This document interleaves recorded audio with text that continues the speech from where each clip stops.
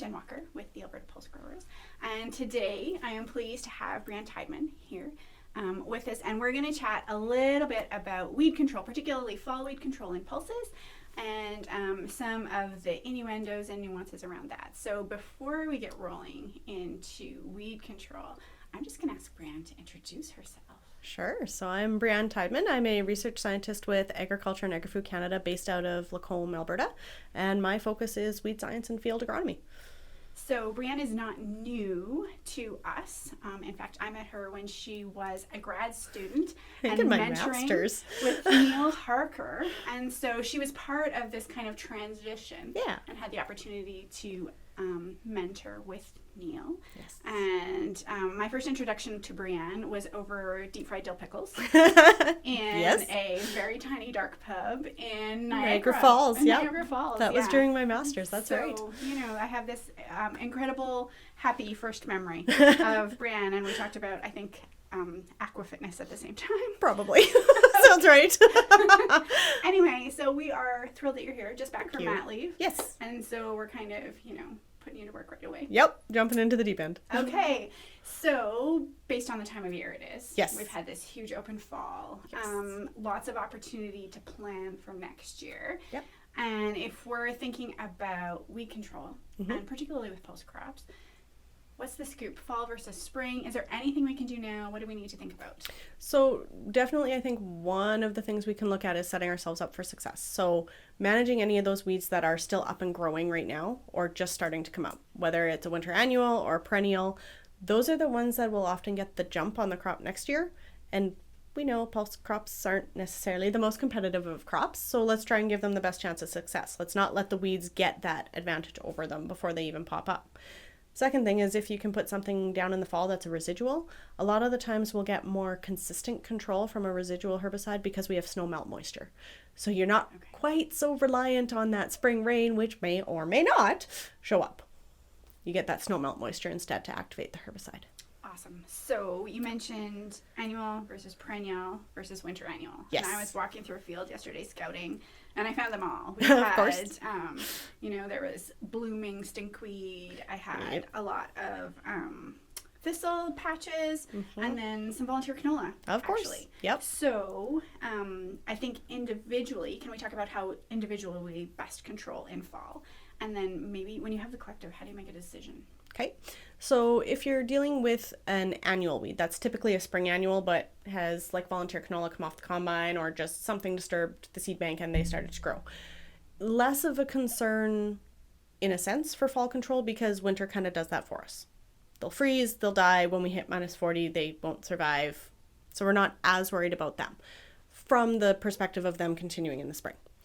A winter annual, cleavers, stinkweed, some of those ones that come up and sit in their rosette form, those can be an issue next spring because when we warm up, they'll just keep growing. And that means they're ahead of our crop. So those are ones that if we can control them this fall, it's a good idea to do so. The perennials, of course, they've got their root systems. And so in the spring, they'll come up and keep going. And fall really gives us a chance to get into those root systems and control not just that top growth, but actually control the plant and the whole organism itself. So let's think about plant physiology. So we're both scientists. We love to dive into the details. And my background is perennial forages, so this is totally my wheelhouse. So one of the tricky things about perennials, and I'm going to assume winter annuals as well, is carbon sequestration and allocation. Yes. So when do we see that switch from vegetative to actually storing? And how do we need to think about herbicide timing? Right. So the winter annuals are probably a little bit less critical. So you can, as long as they're growing, you can pretty much hit them. They're going to take up that herbicide. They'll be manageable. The perennials are trickier. So something like a Canada thistle, if you hit it when it's still just actively growing the top growth, you'll control the top growth and get no control of the roots and the rhizomes and the creeping roots and everything else that's under the soil. That is really the pain in the butt because that's where all the new shoots come up from in the spring. So with those, what you're trying to do is hit it when the plant starts to put the resources back into the root system and really is starting to sort of maintain itself for the next year. The actual timing of that is a challenge when it comes to change color. you know, when you're trying to hit them. So you'll see some color changes. Frost can obviously impact that. You know, when you see a frost, you want to allow some time for the plant to warm up and start moving resources again before you actually apply a herbicide, and some of those things. But it's, you know, that later fall when it's not flowering anymore, we're starting to see those color changes. The leaves are starting to change color on the trees.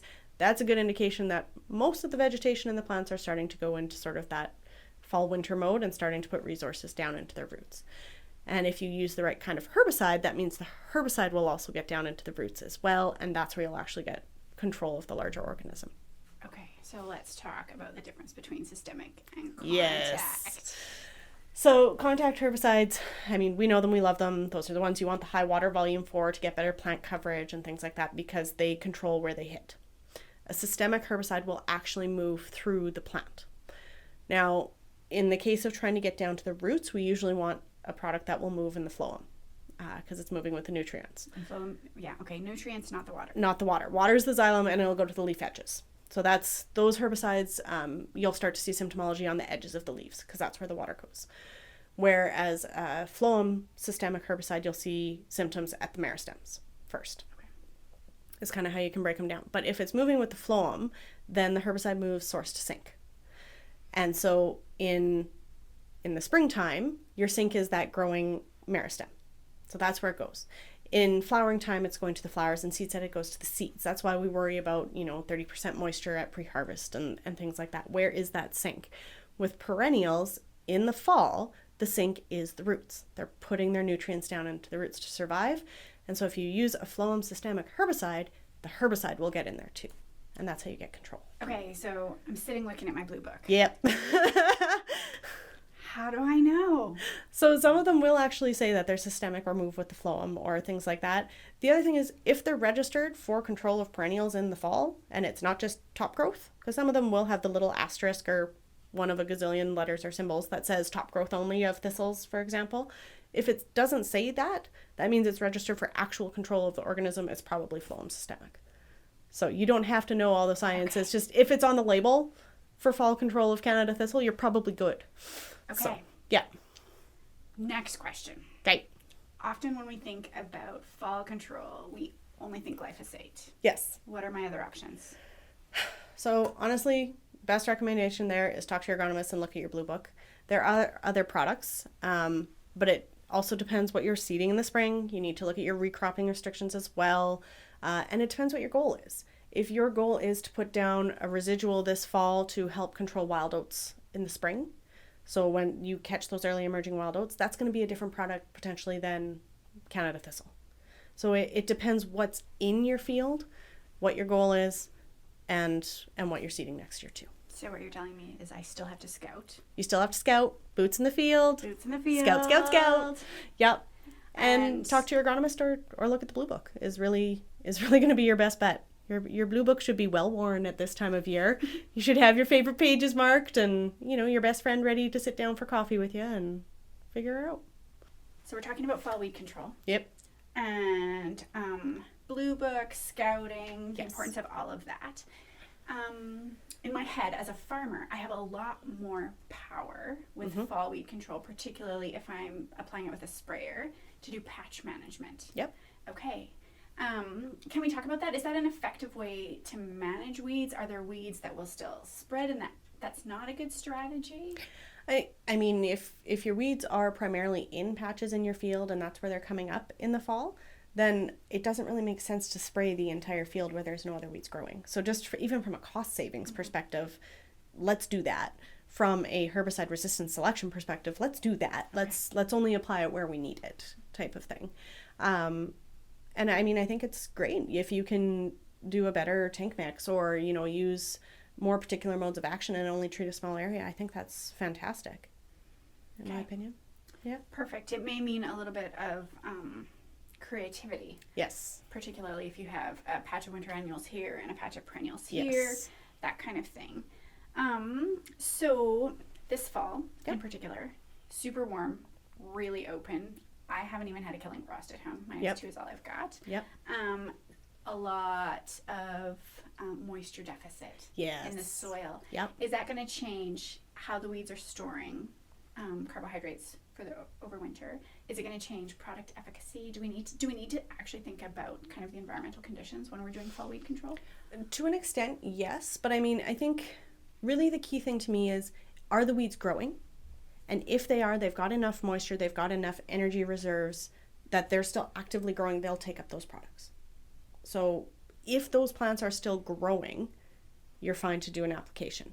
If they're sitting there and they haven't changed leaf stage in 3-4 weeks, there's a big question mark. Obviously, this is more the winter annuals. But like we seeded, that's probably a bad thing to say, but we seeded cleavers for a research study. I'm sorry, I'm a weed scientist. We do crazy things like that.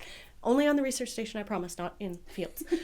So we seeded cleavers in the fall as a fall seeded, looking at, different populations and which ones might be coming up. And they are still actively growing at this point. They have not had a killing frost. They've not gone into the sort of that dormant overwintering phase yet. They are still actively growing. So those particular populations, and there's a few that are, you can tell they're shorter, they're just hanging out waiting for winter. There's some that are actively growing that you could very easily still get an effective herbicide application on. Okay. Something that has changed. So I've been in ag my whole life. Yep. I grew up on a farm, actively farming now. I have seen, I would say over, I'm not going to say how many years, quite a shift from, kind of originally we employed a lot of tillage, a lot of cultural methods for both seed bed prep and weed control, fall and spring, kind of with the introduction of minimal till or no-till seeding systems, which came with a lot better equipment, a lot more precision. I've noticed, and I'm going to assume that I'm not the only one that's noticed, this huge shift in the types of weeds that we're seeing in fields, from our annuals, which are fairly easy to control, to dandelions, Canada thistle, blackgrass. I think maybe even an increase in wild oat populations. Are we seeing kind of the pendulum switch back to somewhere in the middle? Kind of driving down the roads, I'm noticing a lot of fall vertical tillage. People are pro-tilling or that type of thing in their fields. Is there a place for both? And is there a way that I, as a farmer, can kind of make a decision? Because it's a bit of a balance. I'm losing moisture. If we think about carbon sequestration, although incorporating some trash actually helps with breakdown. Yeah. So from a weed scientist perspective, is there a happy medium? What do we do? I think it's still a bit of a big question. I mean, I understand why we switched away from tillage and into the no-till systems. In terms of all the soil benefits and all the seeding benefits and everything else, I get that. But we did kind of lose a tool in terms of weed management, because tillage was an effective weed management strategy. Mm-hmm. And so from just purely weed science, I'm ignoring all of the stuff I know about soils and things like that. Occasional tillage can be a very effective tool for managing weeds, especially something like a dandelion, where, you need that disturbance sometimes to just get rid of them in a sense. The other thing is, occasionally some fall seed bank disturbance, a little tickle of the soil, can stimulate some of those spring annuals to actually germinate in the fall and be killed by the frost. So we've used it for wild oats before. Get them up, get them growing. Light, the switch. Yeah, give a little tickle and get some things growing to be killed off by the frost. So there is a place for tillage, but it's now opening my box out of just weed science and looking at the moisture and the soil conservation and everything else, that it's a very farm by farm driven decision of what is my environment right now? How moisture deficit is my soil? Do I risk that moisture loss? When we've had drought the last couple of years, am I going to get a spring moisture that it's okay? Mm-hmm. If I'm really, really wet, heck, if I lose a little bit of soil, not a big deal. Maybe that's a great year to do a seed bed tickle. Mm-hmm. Sorry, very very non-scientific terms there for that one, but it's what we always have called it when I was learning about it. It was always a seed bed tickle, just to stimulate that emergence. Perspective, though, right? Yeah. This is why we're doing this. Yeah. So, yeah. I mean, I think there's potentially a place for it, but it's It's a farm by farm decision on sort of what situation you're in. Is your field overrun by wild oats? Maybe it's worth that little bit of moisture loss to get those wild oats under control, right? So it's very situation dependent, I think. I don't think there's a one answer fits all. But from the weed science perspective, tillage is not as bad of a word as it is in some other disciplines. Okay. So kind of following that train of thought a little bit, and this is kind of going a little off script, but that's okay. We're good at that. If I'm thinking about kind of resistant weeds and seed bed, and we talk a lot about weed seed bank. I know we talked a lot about it in my weeds class in school. Yep. Is trying to manage that weed seed bank. Yep. And we're really good at actually propagating and increasing by some of our practices. Yes. So you particularly have done a little bit of research looking at things that collect the chaff coming out of the combine, and to see if we can actually remove some of those weed seeds that we're essentially seeding. Yep. In the fall, and so if we think about trash management, that kind of thing, and I think particularly we're working with the Harrington seed destructor. Which sounds very super. Right, I love the name of it. Actually, on our farm for a little while, we had a chaff collector. Yep. And piled it in the field and fed it to the cows, or mixed it in with our silage. Yep. Do we, in your opinion, need to start thinking about some of those outside the box things? If we think about particularly the environment we're in, so this is going to be a little bit of a diatribe, we know we have chemistries that are under review. Yep. So our toolbox is not getting bigger in terms of the chemistries. We've not seen any new modes of action. We've seen reclassifications of modes of action. Yep. But really our reliance on chemistry is maybe at a bit of a ceiling, if not going to see a bit of a reduction. So totally outside the box may or may not be economical, but are there things that we need to start thinking about as farmers and as an ag industry to address the weed seed bank in a different way? Yes. Just very straightforward. I will expand.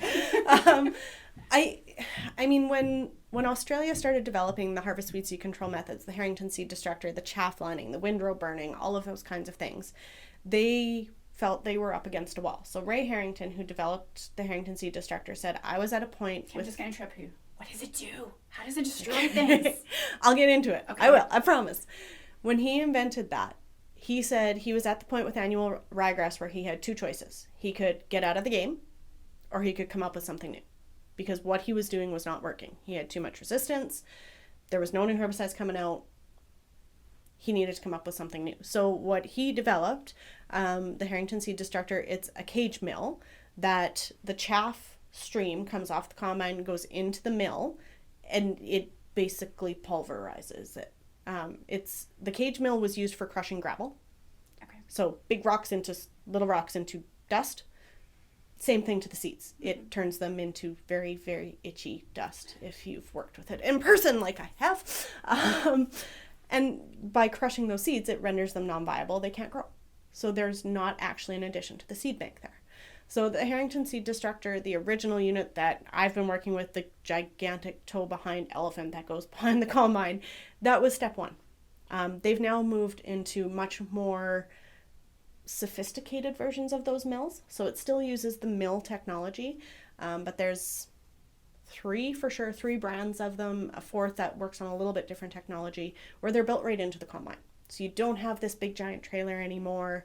You don't have all that extra fuel and hydraulics and blah, blah, blah, blah, blah. It's built right into the back of your combine where your chaff spreaders are, or your straw spreaders are. And it just goes through, and the residue comes out the back just the same as the straw spreaders, and you mosey on your way kind of thing. We're actually seeing adoption of it in Saskatchewan. Okay. There's between 15 and 20 mill units running in Saskatchewan that I know of as of last harvest. I haven't gotten an update as of this harvest yet. And I have to track a few different brands and beg for info and try and convince them to tell me how many they've sold and such.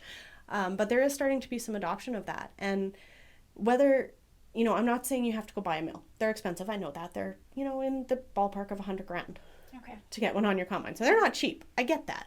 But what else can you do? How else can you manage that? If you've got a kochia patch and you take your combine through And that kochia, even if you've desiccated the kochia so it's mature especially, your combine is broadcast seeding 100,000 seeds for the next, 20 feet, 30 feet, 40 feet. You're just providing a broadcast seeder. The best weed seeder in the world is the combine. It does a phenomenal job for us. Even distribution, we've done that on purpose for our trash management. Well, it does that for the seeds that are in there too. So it's fabulous. So instead of running your combine through that, can you leave it? Can you swath it and bale it? Can you cut it and drag it to a dugout or a slough instead? Is there some way to manage that weed patch without letting it propagate and giving it a hand across the rest of your field? Mm-hmm. Is sort of what we're trying to get at. Is it a tillage pass? Is it looking at some of the very precision ag inter-row tillage type stuff? Is it, some other way that you're going to stop those weeds from going to seed? Is it silaging a really bad patch? Allowing your neighbor to come in and silage the patch because they've got cows and you don't? But if you let those weeds go to seed, they are going to be a problem next year or the year after. At some point, they're going to be a problem. So it kind of means we need to actually shift our mindset. Yes. From managing just the crop to, I would say, let's say in problem areas, actually managing your weed seed bank. Yes. And, I get a lot of pushback on things like the Harrington seed distractor that's crazy. You're letting your weeds survive all season. And I'm going, no. Don't not do your herbicides. Still manage your crop using all of your regular best management practices. But those weeds that survive your in-crop and your pre-seed burn-off and whatever else you do, your seeding rate, your good competitive crop stand, everything else, those weeds that survive and set seeds, those are probably the ones with the most herbicide resistance. Those are probably the ones we really don't want to allow to reproduce. And right now, we're just letting them reproduce them, spreading them across the field. We don't want to keep doing that because we're just making more problems for ourselves. So just kind of to maybe wrap, and we'll do a little bit kind of a high-level recap in this, in it. But you talked about resistant weeds, and we know that that's a concern. We know Southern Alberta is, kind of being overtaken with kochia. Yep. Wild oats. Yep. Scary stuff. Yep. And just, what do you see? I mean, and that's even been in the time since you've been a scientist, is kind of some of these weed resistances. How do I know? I guess wild oats in particular. I've sent in samples. What are the things that in season I would notice? This year was maybe a bad year. We had rain, and then our second flush of wild oats came, and so we're like, oh, probably not resistant. Probably this was herbicide timing, rain. Second flush. Yeah. So if I'm suspicious, what are the signs for me? What are the signs? So if you've had a very effective herbicide application, so it's not that second flush timing issue, you've had a really effective herbicide application, but you've got a patch that didn't die, or you've got a really green one beside a really dead one, that's a big flag. If you've got, they're side by side, so they should have had very similar application experiences, for lack of another word. That's what happened here. It's not that they were different sizes. It's not that one came up after. What happened here that this one's surviving and that one's not? And if you're suspicious, if you have an insect sweep net, for wild oats in particular, they're fabulous. Go out when those wild oat seeds are starting to drop, swing your sweep net. You'll get a sweep net full of wild oats. Send them for testing. Find out. Because one of the most tricky things with wild oat resistance, if you tell me I sprayed X herbicide and they didn't die, I think I've got resistance, what should I spray? My answer is, I don't know. Because depending what the mechanism of resistance is, can completely change what subgroups of the group 1s it's resistant to, what subgroups of the group 2s it's resistant to, if it's all of them, if it's only FOPs, if it's only DIMs. I can't tell just by looking at it or by telling what you sprayed what's going to work, because I don't know what specific mutation happened on that little gene in the plant. And that little mutation, whether it's this one or that one, can completely change what products you might have left in that would work for you. So I recommend testing. Okay. Labs? What are the available labs? Saskatchewan Crop Diagnostics Lab. Okay. does it, and I believe there's one in Manitoba as well that I'm blanking on off the top of my head. No Alberta Lab, though. Not that I'm aware of. Not that I'm aware of in the last, unless it's changed in the last couple of years. No. Okay. If it's a novel resistance, if you think you've got wild oat resistant to glyphosate, something that we haven't seen before, Charles Geddes with A Canada of Lethbridge will test those types of novel resistance. Okay. But if it's group 1, group 2, group 8, things that we already know are out there, then you have to go to the more industry labs like the SAS Crop Diagnostics Lab. Okay. Yeah. So yeah, wild oats are tricky. Wild oats are tricky. In terms of other ones, again, you're looking for patches. You're looking for live beside dead. Anything that really makes you question, I had a good application. What happened here? It's worth a question. And it's worth, digging into a little bit further. Okay. Yep. Complicated stuff. It is. It's never a straight line No. anywhere, is it? No, farmers don't like us because our answer is always, it depends. It depends. It depends. Yeah. Okay, so I just want to try and hit some highlights. Yep. Kind of thing. So fall versus spring, fall's a nice option, particularly for dealing with winter annuals and perennials. Yep. Because those can cause significant yield loss. Absolutely. In the spring. Yep. And And it can also be nice for the annuals if you're using a residual. So if you're using a pre-residual product and it's registered for fall application, that early moisture can be really helpful in getting it activated in the spring. Perfect. And particularly because pulse crops tend to be poor competitors, we don't have a ton of options when it comes to in-crop control, particularly broadleaves. Yep. It really pays to go in, scout your fields now. Yep. And deal with either patches or whole field. Yep. Timing, we need to think about source sink. Yep. Love that. Bring our bio classes back. Yes. To the forefront. And now is not necessarily too late. Not necessarily. If things you're are still growing. If you're still growing. Yep. Okay. Field by field, really thinking about the different options in terms of tillage. Yep. Herbicide application. There's not one recipe for all. Nope. And then just be really aware of weed resistance. Yeah. And maybe we need to start thinking about different ways of managing our weed seed bank. Yep. Which could include some wild and crazy. Yeah. And that's just it. I mean, the Australian systems, they work for Australia. They may or may not work for farmers here, but you don't have to use their exact system. It's just, what else can you do? Mm-hmm. It's all of those systems were developed by farmers thinking outside the box. The seed destructor, the windrow burning, the chaff collection was from here, but they stole it from us and redesigned it a little bit. But it was all farmers thinking outside the box for, I need to deal with this in a different way. So that's kind of the challenge for our farmers is, if you're telling me this won't work, that's fine. But what would work for you then? How else can we deal with them? Cool. Well, thank you so much. No problem. For your time and hanging out today. And you have been an awesome resource for me. Sending, Brian, I think I have wild oat resistance. What do I do? Yeah. So yeah, I appreciate your time and Of welcome course. back to work. Thank you. And we're excited to kind of continue the relationship in the future. Absolutely. Awesome. Thank you. Thank you.